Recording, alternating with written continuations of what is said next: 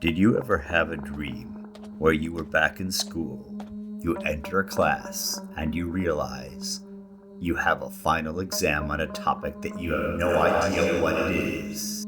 The pressure of exams is so great that it unconsciously affects us decades later. In fact, high-stake assignments and testing have been linked to increased suicidal ideations and higher suicide rates. They have been connected to undermining educational goals, perpetrating inequalities, creating inequitable learning environments, and encouraging cheating both from students and educational actors, such as teachers, administrators, and even state officials. So then, why do we use high-stake testing and assignments? Tradition: low-stake assignments, when taken individually, do not significantly impact a student's grades. Their purpose is primarily to provide students with a performance indicator. Students can then reflect on their areas in need of improvement and how to improve. The low-stakes assignment also provides assistive scaffolding for providing regular formative feedback that is frequent and timely. They work best when provided formative feedback, starting and continuing throughout the course. A few benefits of low-stake assignments include: they provide feedback for instructors about how successful students are learning.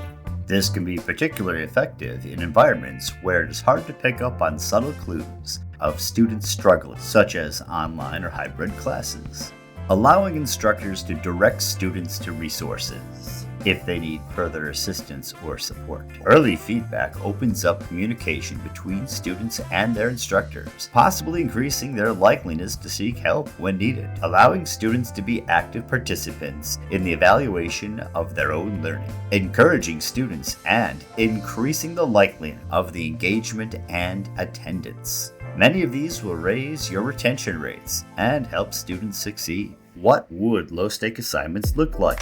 Some examples of low-stakes assignments include self-tests. These can be automated with online testing so that it does not take any time in the classroom. These can also be anonymized to give students comfort. Self-tests are particularly effective when combined with having multiple attempts on questions or a whole exam. This feature reduces test anxiety and allows students to learn from their errors. When feedback is given for each question, you will notice the best results. The knowledge that they can take the exam another time also reduces pressure to cheat. Discussion and collaboration. Students sharing their writing or thoughts with others and getting feedback will assist their learning and meeting learning outcomes. Multiple submissions of a paper. Feedback from a first submission with time to reflect and rewrite the paper allows students to hone their writing skills. Reflective journaling. Writing self-reflective content both increases one's metacognitive skills used for learning, as well as better develops writing skills.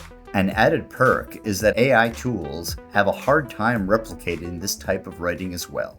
A threaded assignment, that is, break down the assignment into several parts. Individually, the grades are low, but collectively, the project aggregates to a large assignment, such as a term paper. This technique often provides the scaffolds that help disenfranchise or otherwise struggling students to succeed. A sample of deconstructing a large assignment into components would be to make a thesis paper into the following smaller assignments: a thesis and abstract, an outline, an annotative bibliography, a first draft, a final draft.